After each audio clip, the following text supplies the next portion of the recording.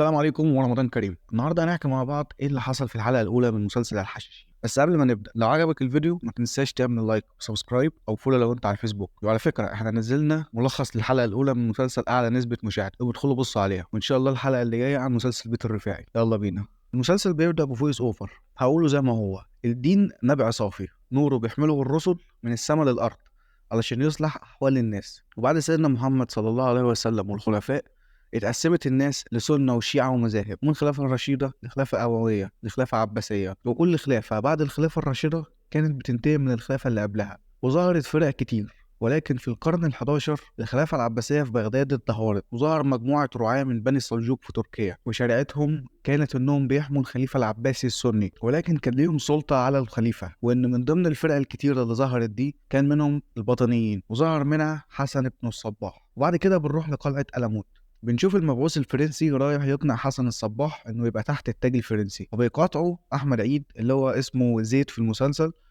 وبيقول له ان ولاء قلعه ألموت الوحيد هو اللي سيدها. فبيرد عليه المبعوث الفرنسي ويقول له انتوا مش هتقدروا تقفوا قدام القائد الفرنسي ولا الجيش الفرنسي. فبيجي حسن الصباح من جوه وبيقول لواحد من الجنود: تفدي الدعوه بايه؟ وبيرد بيقول له: بروحي. وبعد كده بنشوف ان الجندي رايح يرمي نفسه من فوق القلعه، ودي رساله للمبعوث ان احنا على دعوتنا لحد الموت يعني. ويروح المبعوث للملك الفرنسي ويقول له على اللي حصل، ويقول له ان هم ماشيين لقوا جثه الراجل ده موجوده في الطريق اللي بيودي للقلعه. وبعد كده بنروح نشوف حسن الصباح في طفولته. ملحوظه بس، المشاهد في الحلقه الاولى كانت عشوائيه بطريقه سيئه جدا، يعني مشهد حسن الصباح كبير ومشهد وحسن الصباح طفل، وبعد كده هنروح نحكي قصه حسن الصباح، فترتيب المشاهد كان عشوائي.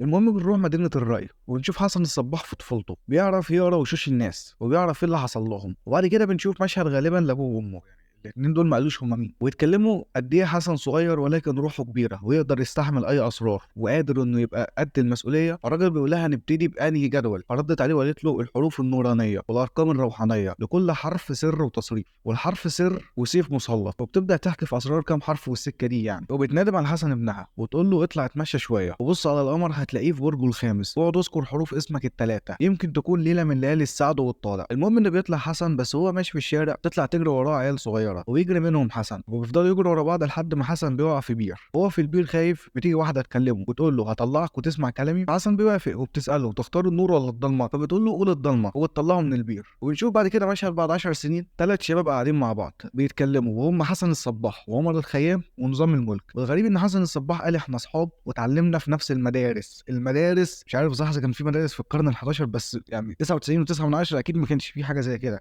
المهم يعني ان ملخص القعده كان على انهم يتفقوا ان اي حد ربنا هيكرمه ويوصل لازم يشد الاثنين التانيين معاه، وحلفوا على المصحف وقالوا ده وعد. وبعد كده بنروح لمدينه اصفهان عاصمه الدوله السلجوقيه، وبنشوف احمد عيد اللي هو في المسلسل اسمه زيد، وبيكون احدب وبيروح يسلم على راجل ويقول له: انا اللي قلت لك امبارح ان ربنا لازم يوضع حد للظلم ولازم نتصرف. فالراجل اللي جنبهم بيقول بعلو صوته: مش ده الراجل الباطني؟ وبيفضحه وبيطلع يجري وباقي الناس بتجري وراه. هو طالع يجري بيشوف حسن الصباح، وحسن الصباح بيغطي عليه ويبعت الناس في مكان تاني. بعد كده كريم عبد العزيز بياخد يد البيت ويوكله وبيساله: هم كانوا عايزينك ليه؟ فبيرد عليه زيد يقول له: عشان انا عايز الحق. وبيقف ويقول له: انا وصف المظلوم واسمي زيد بن سيحون. وبنشوف ان بطنه فيها تشوهات كتير. وبعد كده زيد بيقول له: انت انقذتني ليه؟ فبيقول له ان لكل شيء ظاهر وباطن. فبيبص له زيد ويقول له: انت باطني؟ فحسن الصباح بيقول له: لسه ببحث وبدور. فحسن الصباح عرف ان زيد مش احدب وقال له: افرد ظهرك. وبعد كده هما الاثنين بيروحوا لواحد اسمه ابن قرطاج وبيقول له: انت ليه انقذت زيد؟ وبيقول حسن ان انقاذ روح مظلومه هو انقاذ ليا، لان كلنا مظلومين ومحتاجين اللي ينقذنا. وبعد كده حسن الصباح بينضم لهم، وبنروح مشهد صغير كده نشوف عمر الخيام بعد ما كبر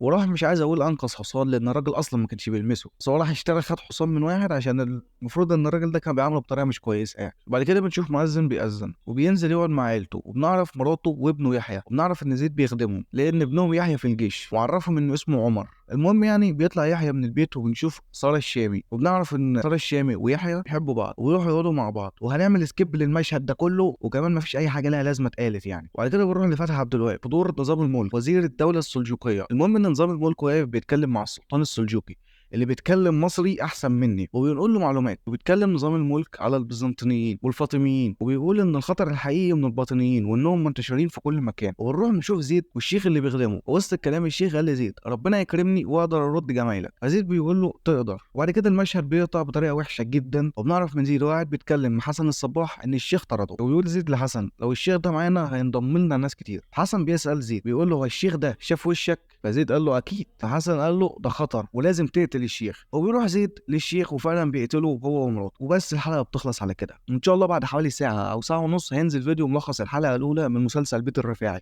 بصراحه مسلسل بيت الرفاعي الحلقه الاولى كانت كويسه جدا جدا جدا. فما تنسوش تعملوا اشتراك او فولو على الفيسبوك. وباي.